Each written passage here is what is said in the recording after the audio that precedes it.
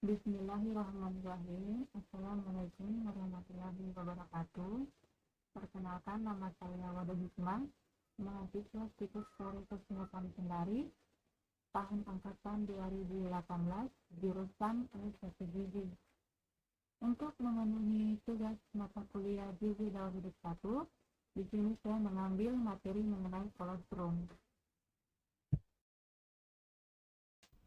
Ya, pertama kita akan membahas mengenai pengertian kolostrum.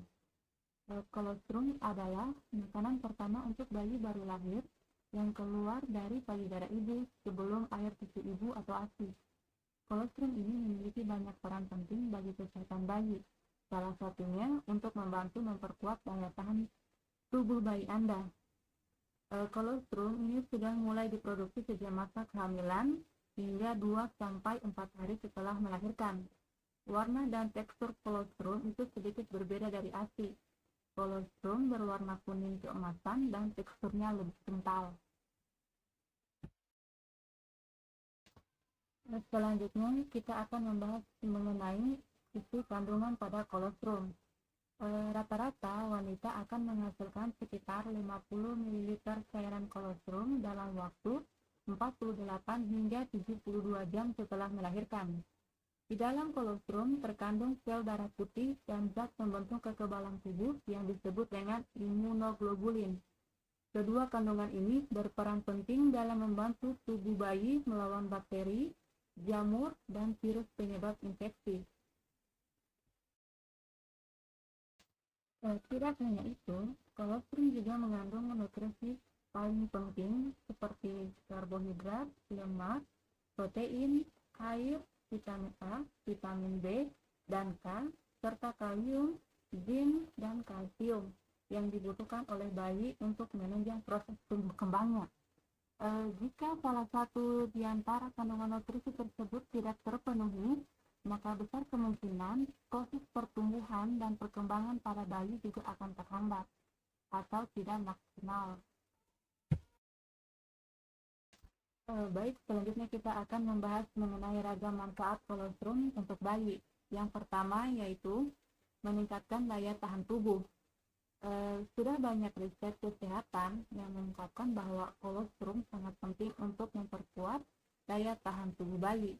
Bayi yang diberikan kolostrum dan ASI terbukti lebih jarang terkena sakit. Kolostrum membuat bayi lebih terlindung dari beragam penyakit seperti pneumonia, flu, bronkitis, dan diare. Yang kedua, mendukung kesehatan pencernaan. Kolostrum yang diminum oleh bayi akan menjadi lapisan tipis di saluran cernanya. Lapisan ini berperan untuk melindungi usus dan lambungnya dari iritasi dan infeksi. Saluran cerna yang sehat akan membuat bayi mampu menyerap nutrisi dengan lebih baik. Yang ketiga yaitu untuk mencegah penyakit kuning. Bayi yang kuning umumnya terjadi karena adanya penumpukan bilirubin, yaitu zat yang memberikan warna kuning pada urin dan tinja. Jika kadar bilirubin terlalu tinggi, tubuh bayi bisa menjadi kuning. Kolostrum yang diminum bayi memiliki efek laksatif, sehingga bayi dapat membuang bilirubin lewat tinja dan dengan lebih baik. 4. Mendukung tubuh kembang yang optimal. Kolostrum memiliki manfaat sebagai pelengkap nutrisi dalam pertumbuhan dan perkembangan saraf pada bayi. Bayi yang diberikan kolostrum dan ASI memiliki peningkatan berat badan dan perkembangan saraf otak yang lebih baik jika dibandingkan dengan bayi yang diberi susu formula.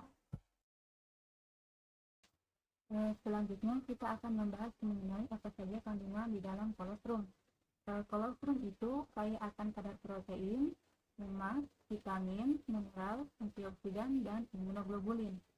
Nah, imunoglobulin di dalam kolostrum adalah antibodi yang didapat bayi dari ibu dan memberikan imunitas pasif pada bayi. Imunitas pasif ini mampu melindungi bayi dari bahaya penyakit yang disebabkan oleh bakteri maupun virus. Dengan kata lain, kandungan tersebut berfungsi untuk melapisi dan melindungi saluran pencernaan bayi agar kuman tidak bisa masuk dengan mudah ke dalam aliran darah. Selanjutnya, sifat kolostrum adalah laktosik, sehingga dapat membantu melancarkan kerja sistem pencernaan bayi. Salah satu jenis imunoglobulin yang banyak terdapat di dalamnya adalah imunoglobulin A. Jenis imunoglobulin A yang terdapat pada kolostrum itu adalah secretory IgA. Nah, secretory IgA itu memiliki protein yang dapat melindungi senyawa imunoglobulin tersebut dari enzim-enzim pencernaan. Kandungan imunoglobulin A yang ada pada kolostrum berperan memberikan kekebalan atau imunitas pasif maupun aktif pada bayi baru lahir. Fungsi spesifik dari imunoglobulin A adalah untuk melindungi dan mencegah patogen-patogen dari luar masuk ke dalam sistem pencernaan bayi. Nah, patogen yang berisiko masuk ke dalam sistem pencernaan bayi yakni bakteri dan virus. Lebih khususnya, imunoglobulin A bekerja untuk melindungi bayi dari infeksi gastrointestinal terikat sistem pencernaan.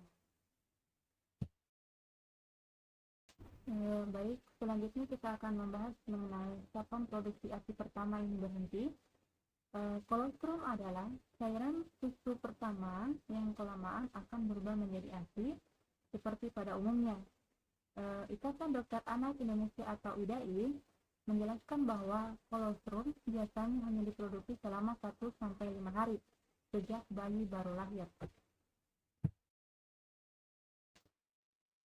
Selanjutnya, berhentinya produksi kolostrum kemudian digantikan dengan aliran ASI transisi hingga nantinya berubah lagi menjadi ASI matang. Perubahan dari kolostrum menjadi ASI akan membuat kandungan antibodi di dalamnya menurun, tetapi volume yang dihasilkan cenderung lebih banyak. Namun, Anda tidak perlu khawatir karena fungsi perlindungan dari penyakit tetap masih ada di dalam ASI. Jadi, untuk itu, kolostrum sangat disarankan untuk diberikan pada bayi sejak lahir. Pemberian ASI bisa dilanjutkan sampai bayi berusia 6 bulan atau disebut juga sebagai ASI eksklusif. Akan tetapi, ada beberapa ibu yang mendapati cairan ASI pertama ini keluar sebelum melahirkan. Baik, mungkin hanya itu yang dapat saya paparkan mengenai materi kolostrum. Saya ucapkan terima kasih dan saya akhiri dengan ucapan billahi taufiq wal hidayah. Wassalamualaikum warahmatullahi wabarakatuh.